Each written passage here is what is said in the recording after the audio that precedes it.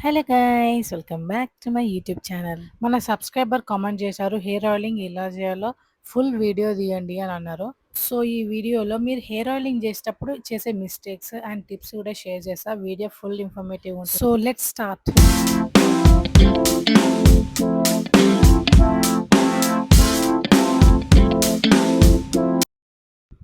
ఇక్కడ నేను pure coconut oil use చేస్తున్నా. మా ఇంట్లోనే కొబ్బరికాయలను ఎండబెట్టి ఆయిల్ పట్టించామనమాట.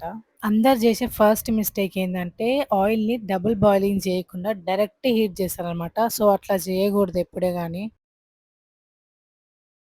సో, నెక్స్ట్ మిస్టేక్ ఏందంటే ఎప్పుడే గాని హెయిర్ కోంబింగ్ పైనుంచి గాకుండా కింది నుంచి స్టార్ట్ చేయాలనమాట. అప్పుడే మనకు హెయిర్ ఫాల్ గూడా చాలా తక్కువుంటది. నేను అబ్జర్వ్ చేసిన కాడికైతే మోస్ట్‌లీ అందరూ పైనుంచే కోంబింగ్ చేస్తారు. మనం హెయిర్ ఆయిల్ అప్లై చేసే ముందే మనం కోంబింగ్ అనేది చేసుకోవాలి. ఆయిల్ అప్లై చేసిన తర్వాత అస్సలు చేయొద్దు.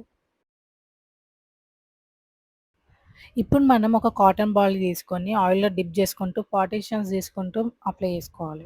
మీకు కాటన్ బాల్‌తో ఆయిలింగ్ చేయడం ఇష్టం లేకపోతే డ్రాపర్‌తో కూడా ఆయిలింగ్ చేసుకోవచ్చు. బట్ నాకు కాటన్ బాల్ కొంచెం ఈజీగా ఉంటుందని చేసుకుంటా. కాటన్ సీడ్స్ తీసేసి ఆ కాటన్‌ని నేను ఒక బాక్స్‌లో స్టోర్ చేసుకుంటా. సో, ఆయిలింగ్ చేసేటప్పుడు ఎలాంటి హడావిడి అండ్ టైం వేస్ట్ అవ్వకుండా ఉండడానికి అని.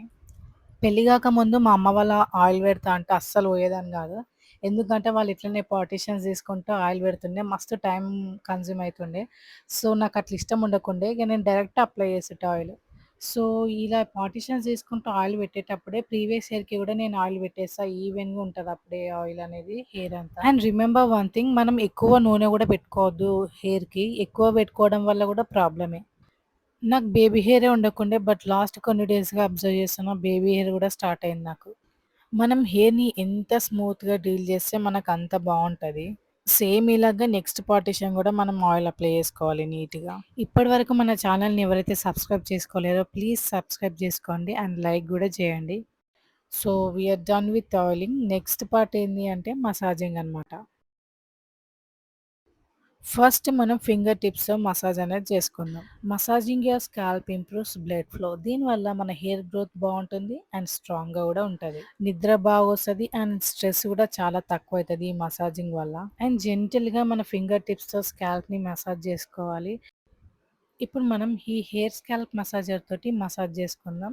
అండ్ రిమెంబర్ వన్ థింగ్, ఇది యూజ్ చేసిన ప్రతిసారి దీనికున్న ఆయిల్ అంతా పోయేలాగా మైల్డ్ షాంపూ ఆర్ సోప్ తోటైనా క్లీన్ చేసుకోవాలి. ఇంకా నీట్‌గా క్లీన్ చేసుకోవాలి అని అనుకుంటే టూత్ బ్రష్ తోటి ఈ బ్రిజిల్స్ మధ్యలో ఉన్న డర్ట్ అంతా పోయేలాగా గూడా మనం టూత్ బ్రష్ తోటి క్లీన్ చేసుకోవచ్చు. యూజ్ చేసిన తర్వాత దాన్ని అట్లనే పెట్టేసి దాని మీద మొత్తం బాక్టీరియా ఫార్మ్ అయ్యి మళ్ళీ మనం యూజ్ చేస్తే మన స్కాల్ప్‌కి ఇన్ఫెక్షన్స్ అలా వస్తాయి. పింపుల్స్ కూడా ఫార్మ్ అయితాయి మన స్కాల్ప్ మీద. అండ్ క్లీన్ చేసిన తర్వాత అది ఫుల్‌గా డ్రై అయిపోయిన తర్వాతనే మనం స్టోర్ చేసుకోవాలి. ఆయిల్ అప్లై చేసిన తర్వాత హెయిర్ వాష్ చేయకుండా ఓవర్ నైట్ అలా ఉంచుకొని next day morning hair wash చేస్తే ఇంకా బెస్ట్ రిజల్ట్స్ ఉంటాయి. Hope you like this video. మన ఛానల్‌ని సబ్స్క్రైబ్ చేసుకోని వాళ్ళు ఎవరైనా ఉంటే please subscribe and like the video and share.